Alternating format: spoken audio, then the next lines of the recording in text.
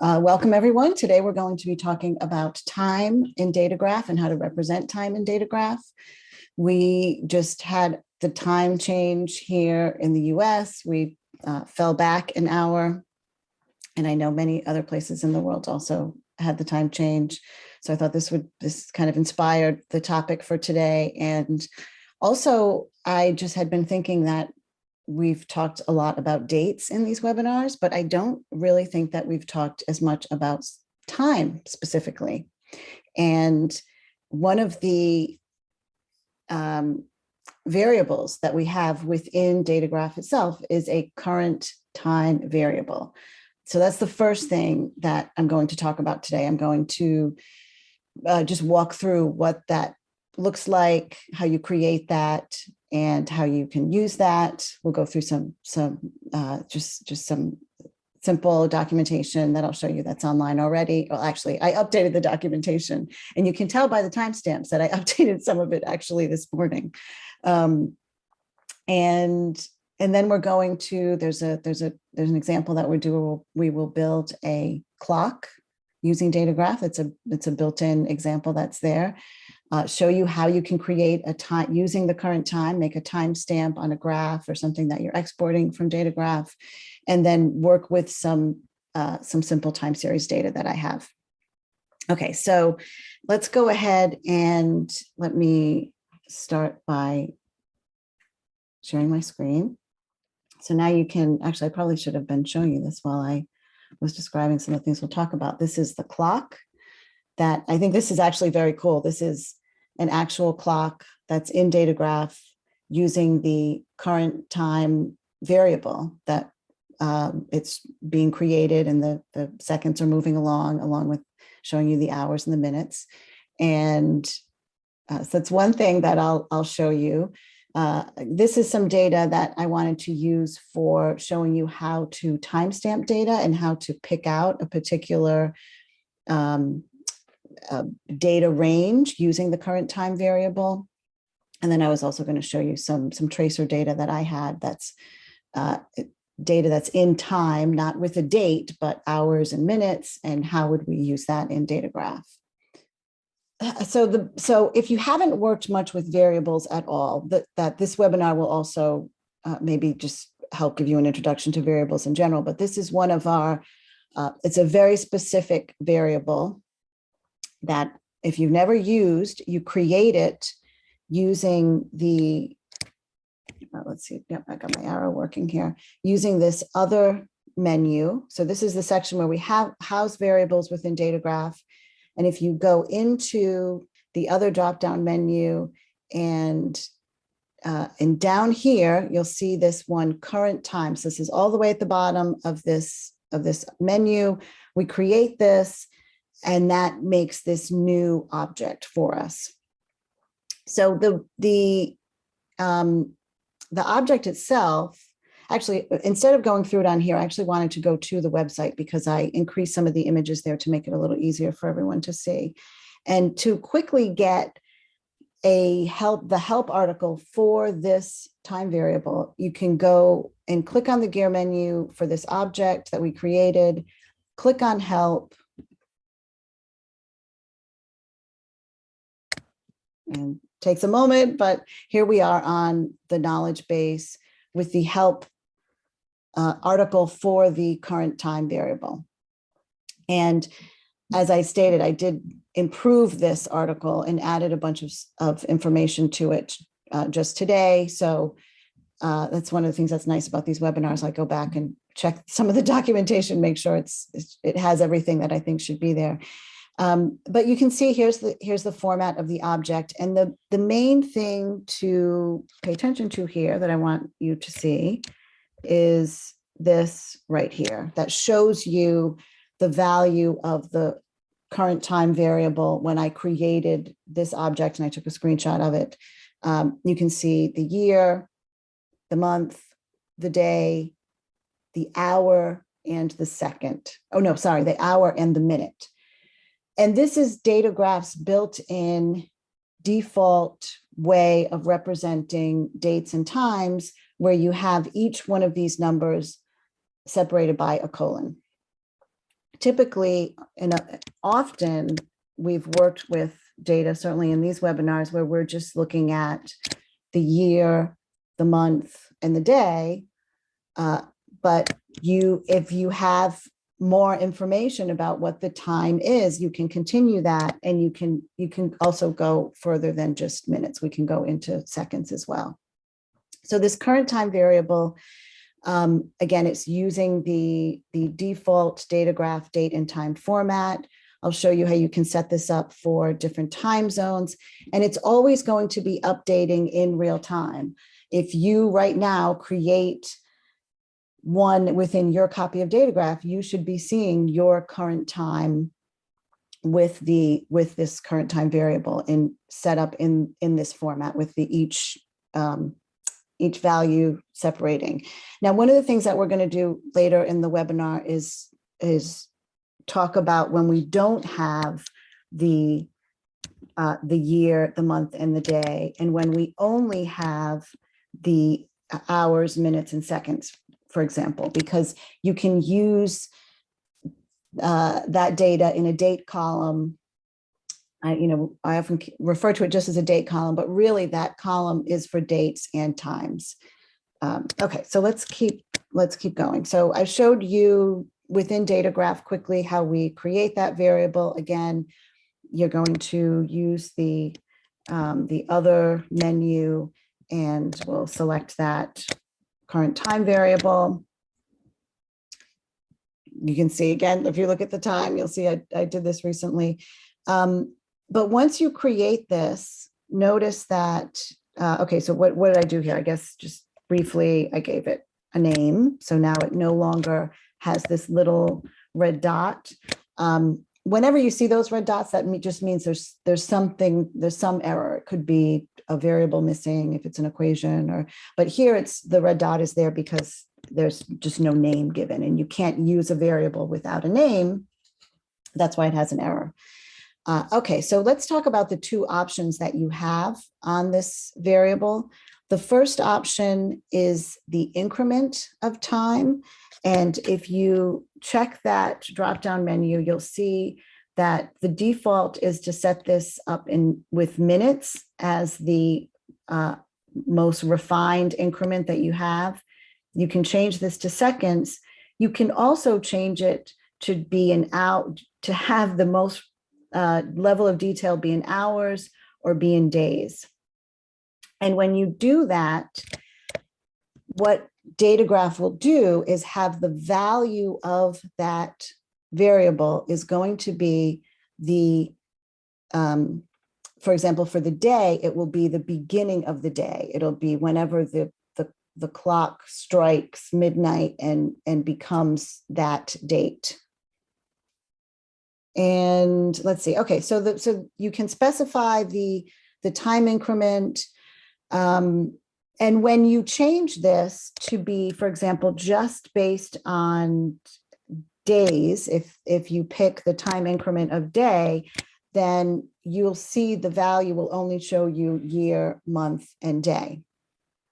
For those of you who are familiar with the function of a floor, then it's similar to the floor function for that particular day or hour. It's going to always be at the start. The numerical value will be the start of that time increment, and then we'll jump up to the next time increment when the hour switches or the day switches. If this conversation doesn't make sense to you, don't worry. It's just I think it will likely as we move on, but part of what you need to understand to really effectively use dates is that the date and time is really a number. Underlying any of the date representations within DataGraph, it's showing you, for example, here, the year, the month, and the day, but really all of these objects and variables will have the number of seconds since 1970, and it's actually January 1st, 1970. And that's a standard that we didn't come up with. If you want to learn more about that, then there's a link actually on on this website where you can get more information. Actually, I think that link might just go to our date documentation, which talks about it in more detail. And when I show you how to do the timestamp, that it will maybe be a little bit more obvious what that is. In any case, your other option that you have here is to change the time zone for your current time. Built into the program are the 4 time zones for the US. But don't worry, we're not being completely US centric here. I know we have users all over the world. We just didn't want the menu to be that long. You can specify any time zone abbreviation. Although I guess I haven't tested all of them, but if you go to the website, if you know what your time zone abbreviation is, here's Greenwich Mean Time, for example. There's a link here where you can see other standard time zone abbreviations. And if for some reason oh, sorry, that's true. Someone just reminded me Alaska and Hawaii are in the US, but are not in there. Yeah, we don't have those time zones in there, I guess. So we just wanted a list that would be reasonable, and we're in the Eastern Standard Time Zone. Anyway, so the UTC, again, if you're not familiar with these acronyms, you don't have to worry about it too much. You can go and check what your standard time zone is and enter that. Or when you go to this webpage, you'll see the offset from Greenwich Mean Time. That's what this UTC offset refers to. And here, for example, you can just enter a numeric value into this current time variable that is your offset from UTC. Okay, so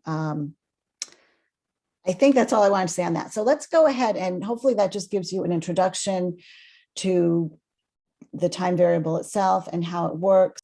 Let's go ahead and do this example where we have the clock. I think this is really kind of a cute example, and maybe it's not something you'll necessarily need to build, but it will certainly help illustrate how this time variable works. And this is an example that we have in DataGraph. Here are the example files, and what I did here is just to see what files we had. I started by typing in time, and you can see there's some other time series data here. There's a number of different plots that involve time, but the one that I want you to, if you want to follow along with me, is to use this file right here. That is the current time variable is used in this to create a clock. I'm going to go ahead and open this file. We'll open a brand new one.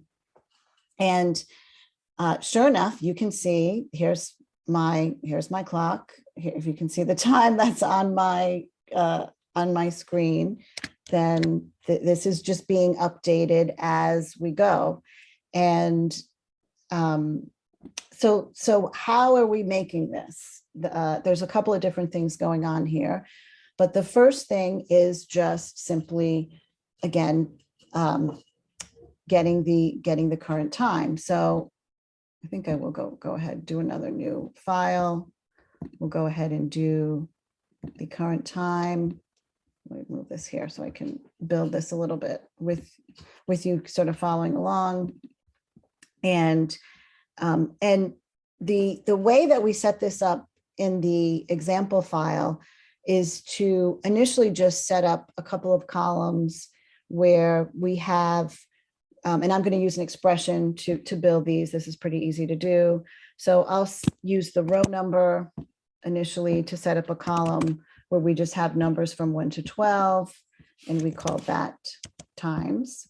And then we'll just copy and paste this object and add 12 to it. Now I have the rest of for the 24-hour clock. And then from these, we can determine or calculate using a little geometry what the X and Y locations are around our clock to place where our numbers would be for the clock face itself.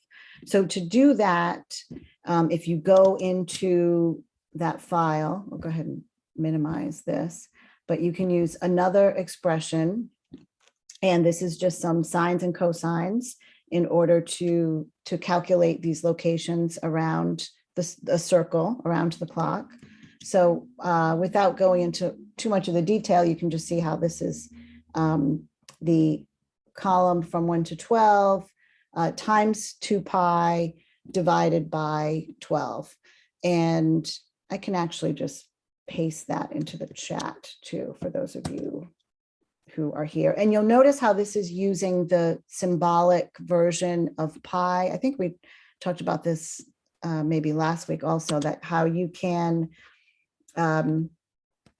type the value for pi as, I can just type it in here. You can type it as pi, and here's 12 values for pi, or you can do, oh, I should turn on my keystrokes for this. Oh, and I don't have my mouse clicks on either. Okay, let me turn that on. Okay, that's better. Or you can do option, let's see, oops, option P, and that will, hang on, let me get in the right spot. Option P, and that enters the value, the symbol pi, which, there we go. So now that's using just the symbol for pi. Maybe that's a little hard to see. Maybe that's slightly better. Okay, so in any case, that gives you, here's the equation using the sine function for locating this is going to be my x values. And if I want to now do the cosine of that, then again, I can copy and paste or just click, hold the option key, drag, we'll make a clone of that, and we'll do cosine for y. And now that I have these two columns, so this is just taking a circle, dividing it up into 12 equal points. And if you plot that, then you get the locations, here we go, on the circle. Now, DataGraph will not scale the X and Y axis equally by default. You do have to go into the axis settings and use this button to make the X and Y scales equal. That will give you the look of a clock. And you can leave the box around it if you like, but you can take away the default X and Y numbers to, again, give this more of a clock face kind of a look. I think we also made this a square within the example file as well. So if you wanted to make this, let's see, maybe 600 by 600, is that too big? Yeah, that's, well, actually 600 by 600 is not a bad size if you're going to export this into something else. But I'll leave that as that and then zoom that down. So the next thing to do here was to add in have the actual time variable changing. So in the example file, the current time is just referred to as T. And the thing that we did different here is changed this such that the increment is no longer based on minutes. We changed the increment to be in seconds. And you will then see on the time variable itself how the seconds are incrementing. So it just automatically updates itself. And the, let's see, the other things that we have in here are using the connect command in order to locate in order to place where the lines on the clock face go. And again, this is using sines and cosines, and there's you know, a number of different things we have going on here. I guess one of the first things, in order to make this look initially just more like a clock, we would want to have a point in the center. So if I just add a single points command, then that's going to add a point by default. Here it is. We'll just make this, we'll give this some color to it. That will make the point by default. It adds 1 point at x equal to 1, y equal to 1. So we can change this to 0, 0, and that gives us a point in the center of our clock. Now we want to draw those lines, and again, there's probably a couple of different ways you could do this in DataGraph. You could probably also kind of have these be in the data table, and but the way that we did it in the example file is using the connect command. I love the connect command. I feel like it is so flexible for doing all sorts of different things. And actually, maybe it's nice to see the X and Y scale for now, just to see what's going on here. So for the connect command, make this even a little bit bigger. There.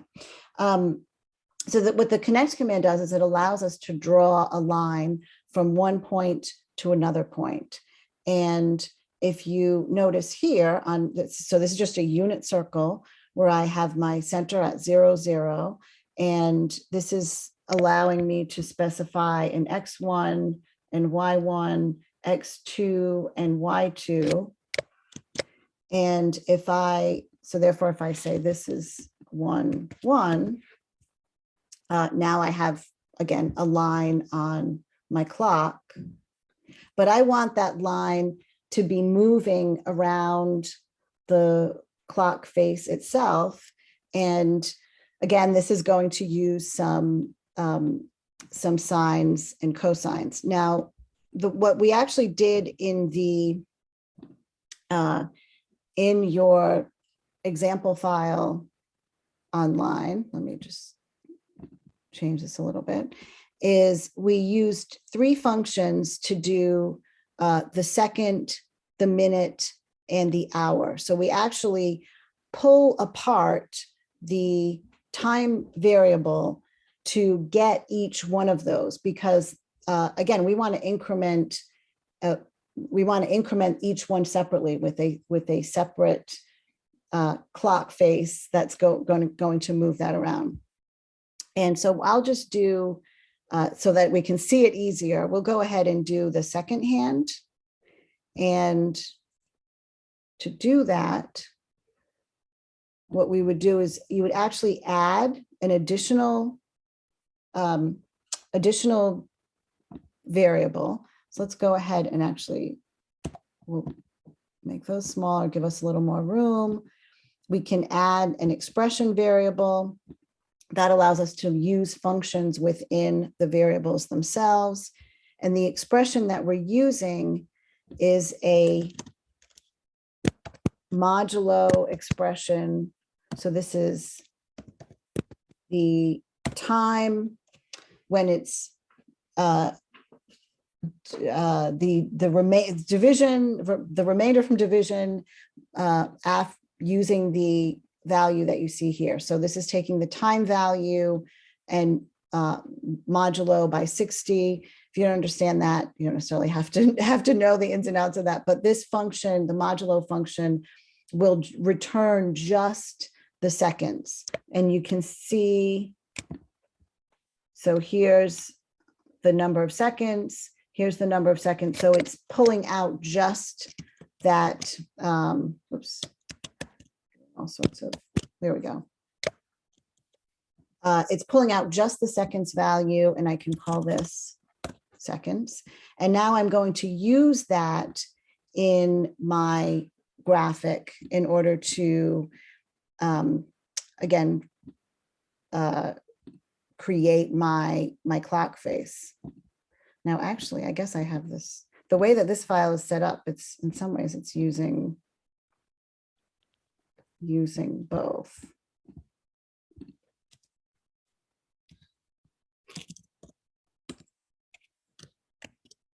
Strange. Okay, well, I'm just going to go ahead and I'll stick with the way that it's set up in this file. And here we go. Sorry, guys. I won't do this for all of these because I know this is taking some time. We'll move on to the other examples. So basically, I'll put this in the chat so you can see what I'm typing. And I think really, these variables were created, but it looks like they weren't being used. So that next, that last one that you see is the value, what we're using here. And one is cosine and one is sine. So now you can see the second hands. So that last expression that I typed in, this is actually, in fact, you know what, to make this even easier, here's what I will do. What I want to show you is how to better use the expressions, because actually I think in this file, we should maybe improve that a little bit. So rather than having all of this, this function be within the connect command itself, because actually, I didn't even really point that out. You may not be aware that all these different functions work within this command. But to make this a little easier, it's sort of odd to have this be so long there. I think it's actually better to do this within the expression variable, because an expression variable can contain multiple lines. So to do this, you can click on the gear menu and add an expression line. Okay, so now instead of having the modulo function here, I'm going to put it as an individual expression, and you can call this now just S, for example. You can call this whatever you want. So what you've done is you've just created a kind of a local variable, if you're familiar with that terminology from coding, within this expression variable itself. And that, let's see, so now here, I'm going to copy this entire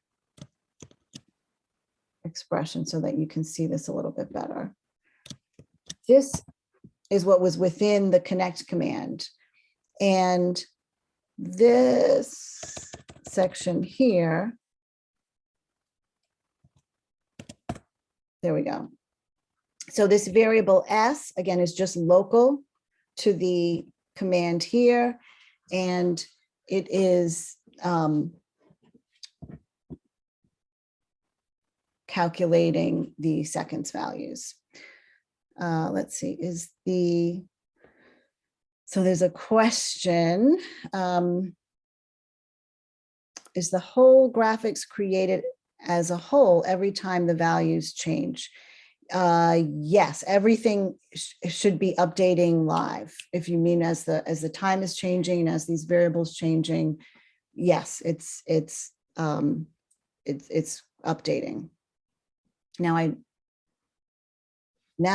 Okay, so now the next thing that I can do is I can say, we could just call this X2 S for seconds.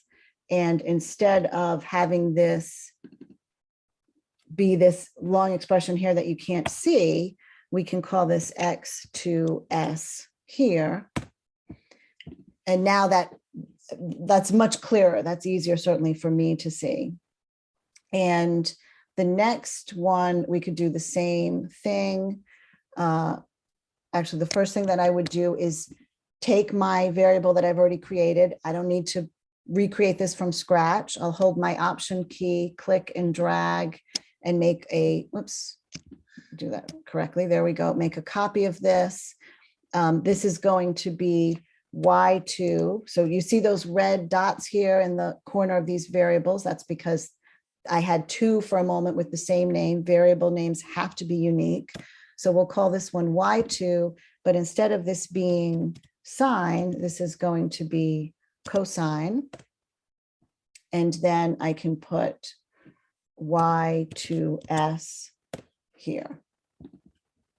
Okay, so that was a little bit roundabout, but actually I think that was hopefully useful, because sometimes it's good to see when things don't work out perfectly and you know, see how we modify them. And I guess just another thing to point out here, again, the expression variable, if you haven't used this before, it can be very handy for doing local calculations like this, where you want to break down an equation to be just a little bit more understandable. So all of the, I could even break this down a little bit more if I wanted to. I could add another expression line, and then you could say, I don't know, we could just take this whole calculation here, 2 pi divided by 60, make that another variable, which we could actually just leave it being called a, and then this becomes cosine s times a. So it does make it really nice for when you have an equation to be able to break it down into smaller sub-equations. And let's see, is there anything else on that? Okay, so I'm not going to go through the entirety of creating the other, the hours and the minutes. Hopefully you see how it's done. One thing that I did think was kind of cool, though, that I thought about based on something that we did last week, is how you could actually overlay this with a pi command. I thought this would be fun, because we talked last week about doing windrows and how that's really just a pi command that's divided up, where you're dividing a circle into equal parts and changing the lengths of the various slices of the pie. So here, if I wanted to make my clock look a little more interesting, I could add a bunch of ones, so a column of ones with my expression variable. This is very easy to do. So I have 12 ones now, and I'm going to highlight this column and click the pi command. Initially, that's going to be, you know, on top of my other things here. And I want to make this a bit bigger so I can increase the size. Now this is maybe not quite how you'd want it to be, can change the order here. And a couple of other things that I thought were ways to customize this. You can take off the line that's in between, and then the seconds hand is a little bit more prominent. And then within the pi command, there's a number of presets that you can choose from if you want to change the colors on your clock, or you can, you could do a constant color if you wanted to do that and have a line that is white. So there's all sorts of things that you could do to make this, to customize this and make this different. You could also have it come from a column and pick the hours on the column to create a color scheme, to have some kind of, you know, interesting looking combination of colors there. One thing that's really kind of can be handy when you have a lot of different categories, because since there's 12 here, you don't get as many options for different color schemes. We don't have as many built in for those. But say you wanted to go to pick a couple of colors in here and have a shaded gradient between the two, then this is sort of a handy trick to take. First of all, you can take these color tiles and just drag them and drop them. That's a handy thing to know that you can do. And then so I'm going to take the first one and the last one that's in the color scheme variable itself. So I dropped onto here and I dropped onto here. And now when you click the gear menu in the color suggestions, you'll see the current range from the first value to the last value, it will automatically create a gradient between the two. And then you can see the resulting colors there. I probably wouldn't have a red color as the center, but anyway, I think that's kind of a handy thing. And let's go ahead and then now move on to our next example. And let's see, where's the file that I have for that? Whoops. I did not mean to do that. I did not even know that that was possible. Okay, let me there we go. Okay. The one that I want to do is this one, the timestamp.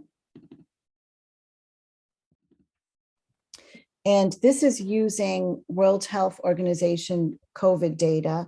I'm going to paste the link for this on the chat for that particular data. And I've started creating this here, but I'll go ahead and do this from scratch so that you can see exactly what I've done, hopefully. First of all, what I did with this file, and I'm using the beta version, and I honestly, I should have checked before the webinar. I can't remember for sure if this is also in the release version, but one of the things that you can do, certainly in the beta version, is you can link to a file, and we've been extending this so that you can use CSV files. So the link that I just posted onto the chat, I'm going to paste it here. So I pasted it in, hit return. The next thing that you see, or what you should see, is then a list of all of the different columns that are in this data set. And you can click them one at a time to see, to have those columns added. You can move these columns around just like any other column. So this is actually a live connection to this CSV file that's online. You can also use the gear menu on the object itself and say, create missing columns, and then every column available within the data set will be shown to you. And we can plot now. Let's see, if we wanted to plot, for example, cumulative cases versus date reported, I can click on those two columns, and I'll actually do this with a points command. And you can see that, make this a solid point. There's a lot of points. So for me, what's happening is this is 160,000. These are actually being converted into pixels. So there's a threshold that you actually can change within the beta to see when you go from an actual marker to a pixel value. Here, again, I'm showing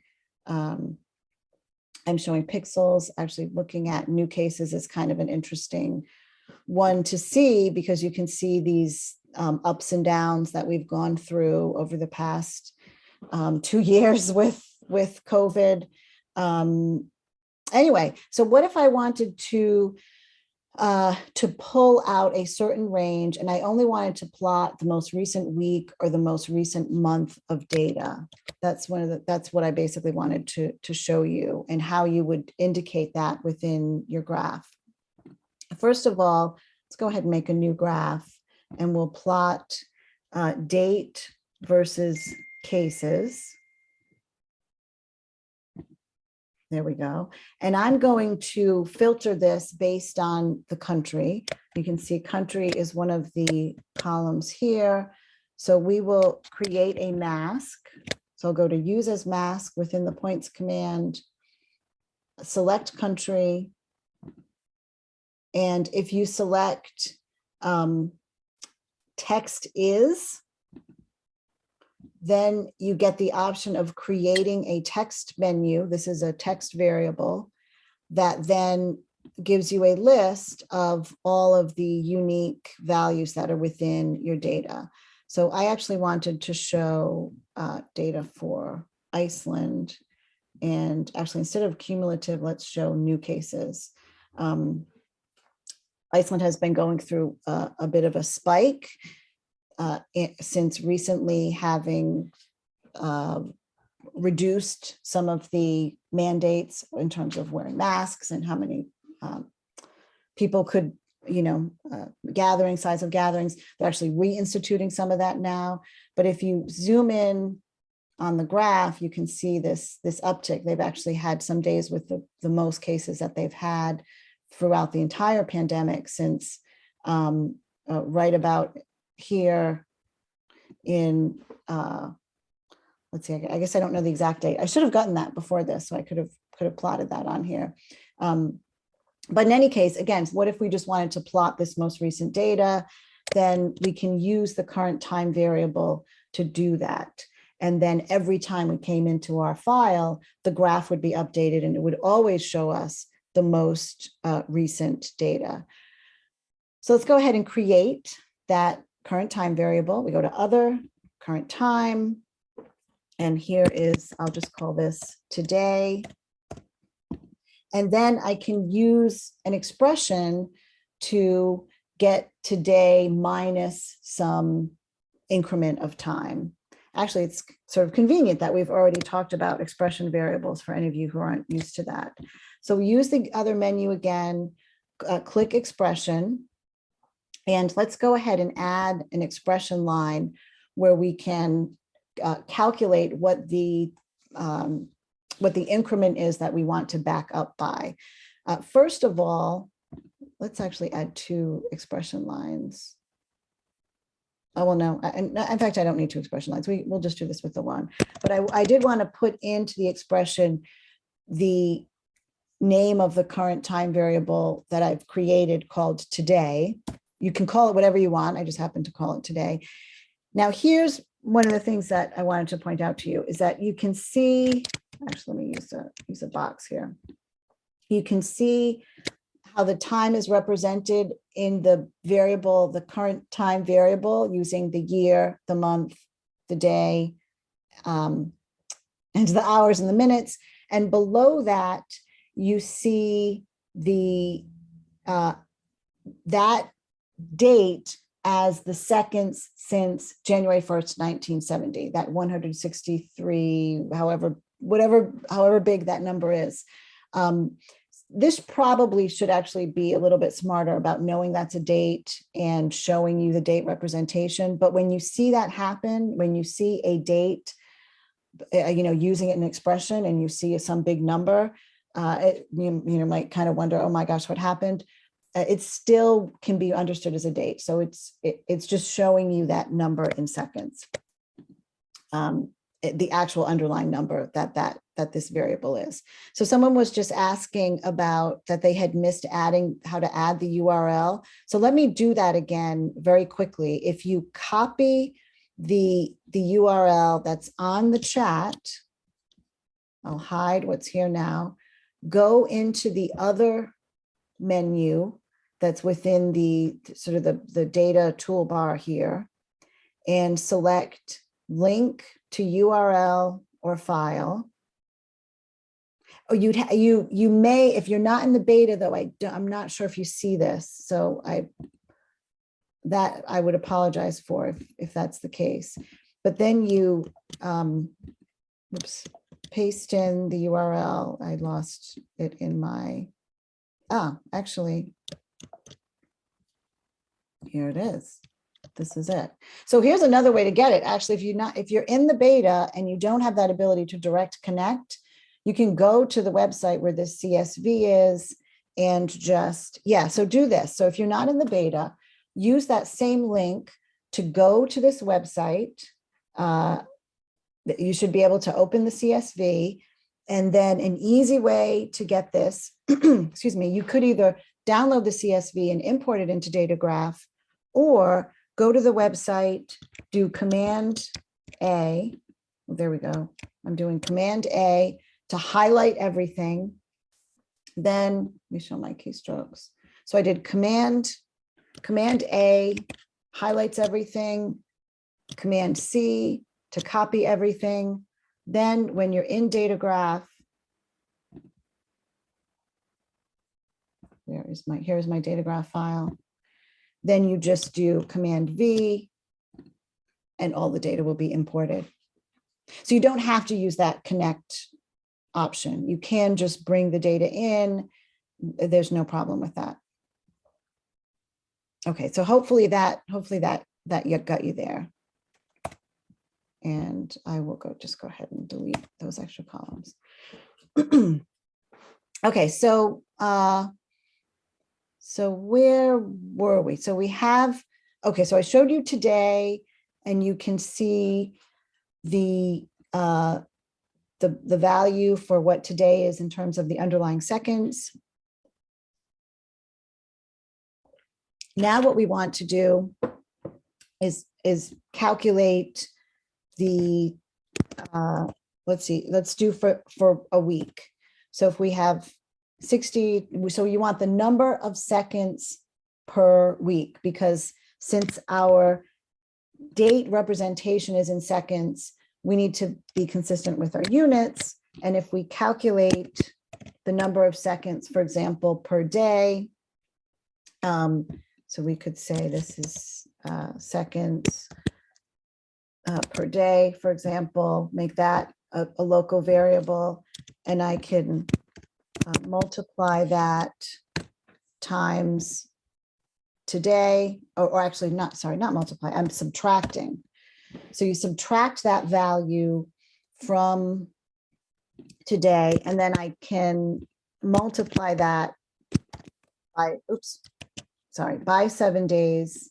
See if you can see this here. So this is my current day, and the number of seconds in basically this, in parentheses, this is going to be the number of seconds in a week, in 7 days. And the value still has a red dot because I haven't given it a name. So I'll just call that week. And I'm going to add this into my mask here. So I'll add another line, another criteria by clicking this plus symbol over here on the right-hand side. So my criteria is going to be, let me show my data again. It's going to be using the date reported, that it must be greater than or equal to my variable week. And let me change these points to be much larger. Now, because of the date today, let me turn on the hover. Because of the date, these being posted at the end of the day, you only see 6 days worth of points here. So I can up this to 8, and now you would see a week's worth.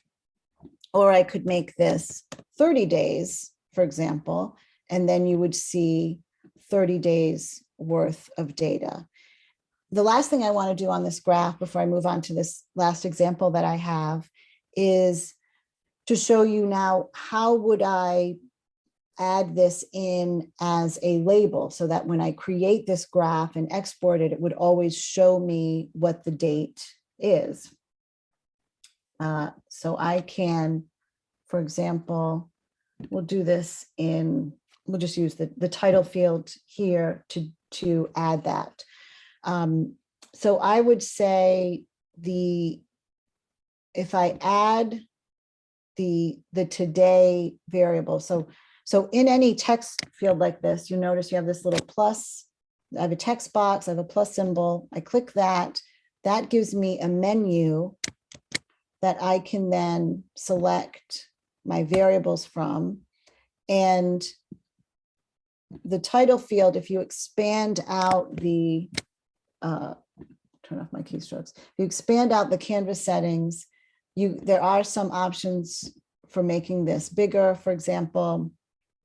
So now this just shows me the date, but if you click on this token, you can see how there's all these different options for how the date is displayed. So if I wanted to say November 12th, like that, then I can change the display. It's actually, I think this is pretty nice that you have all these different options as to how you can change the date. So I can show this as November 12th, and then say, something about this being the week prior to that date, or you could, have a date range.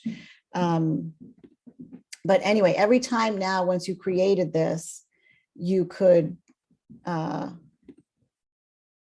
you would see that, that date there. And I don't know, I think that's, I think that's it, because unless there's any questions specifically on this one,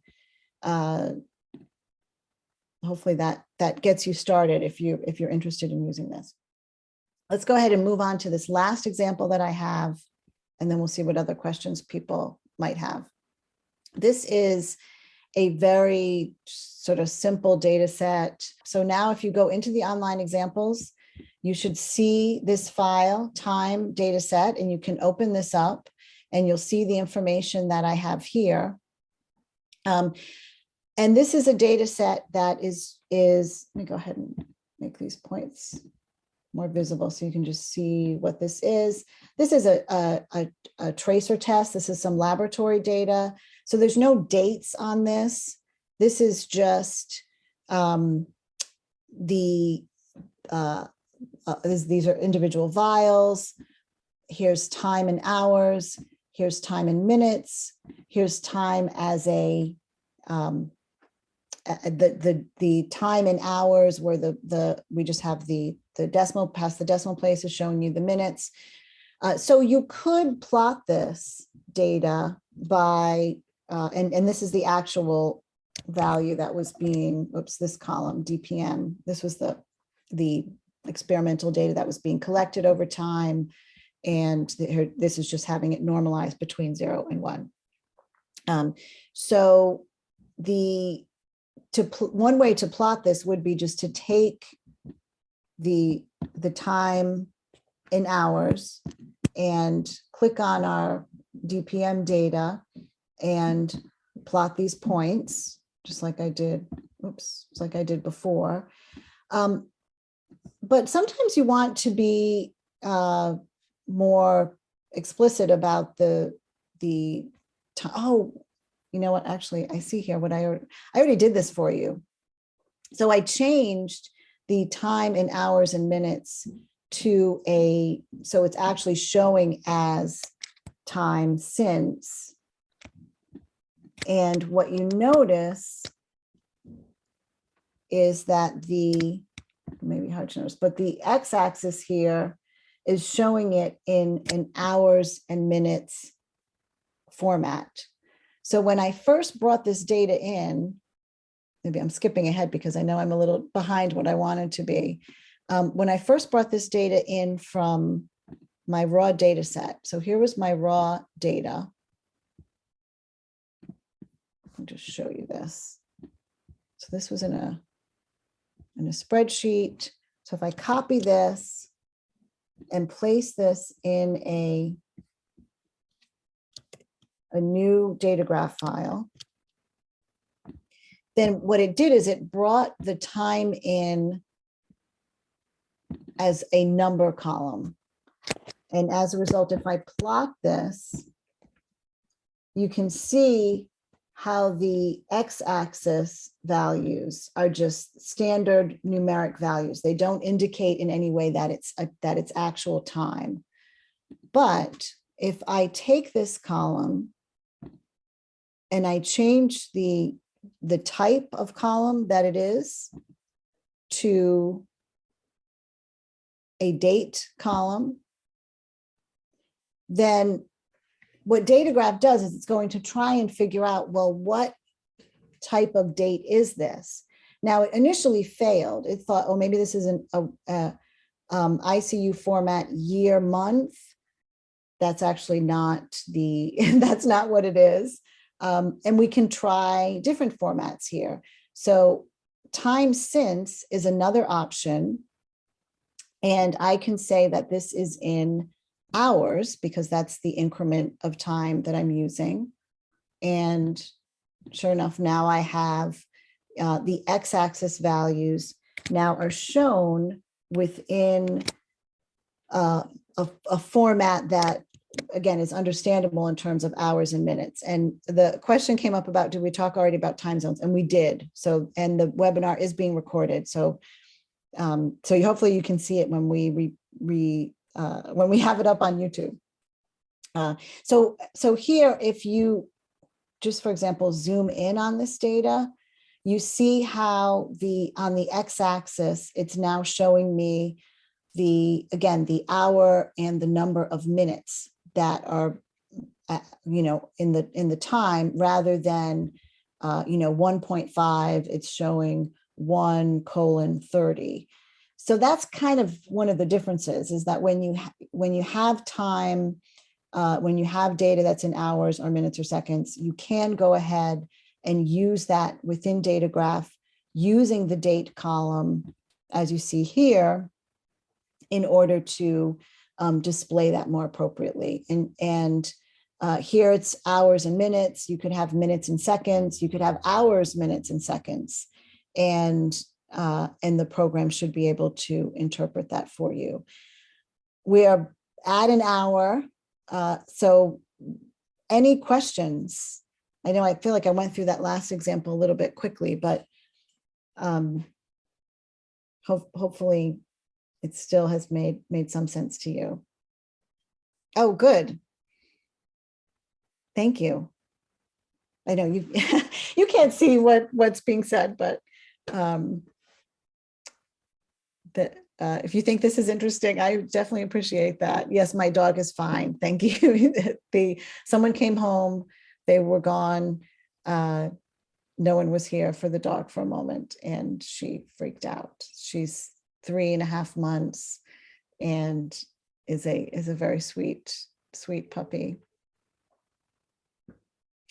Her name's Mia, by the way. I showed her a few weeks ago. I'll probably show her again at some point. But I guess the other thing that I had done in the file that I posted, I did a couple of other things here. I had converted the time and hours that initially came in as a number.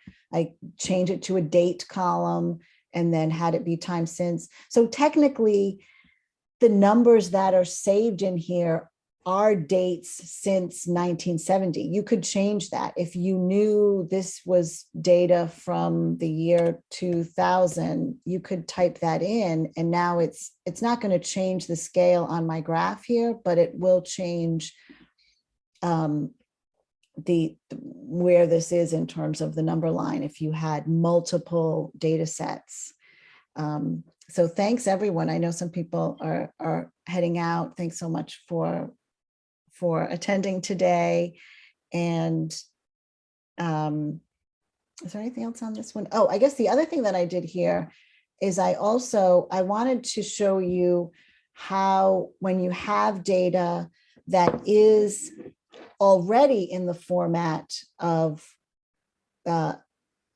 hours, minutes, for example, like this data is, that format can also be understood as a date column. And you can tell how this is also a date column by that little icon that's in the top right-hand corner here. So I could change my x-axis to use this column, and it actually doesn't really change much of anything because it's understood in terms of the hours and the minutes. And I actually created this by having a text. I concatenated the hours and the minutes here into a single column, and then I just converted that column. So I took this is a field that allows you to concatenate columns. If you've never done this before, this is a text expression column. Sometimes it's a very handy thing to have. So I created this, and you can select which fields you want to include. And I have the hours, minutes. This made a column. This made this column here. And then I just did a couple of conversions, convert to text, convert to date, and then it's a date column. So again, and DataGraph did interpret properly what this is. It looked at it. The program has some logic in it to look at the numerical values and to try and think whether it would be, an hour or a minute or a second, for example. And so it interpreted this as hours and minutes, but you could change it. There are all these options here within the date column when you have this is in a fixed day format. So next week, we're going to talk about Bill Cleveland visualizing data and the elements of graphing data. I guess it doesn't work too well here we go. Here's one book. And here's the other book that we're going to talk about. And these have so many great examples and are very inspirational books. So I hope that you can attend. We'll recreate some examples from those books, and have everyone have a wonderful weekend. And we will see you next week.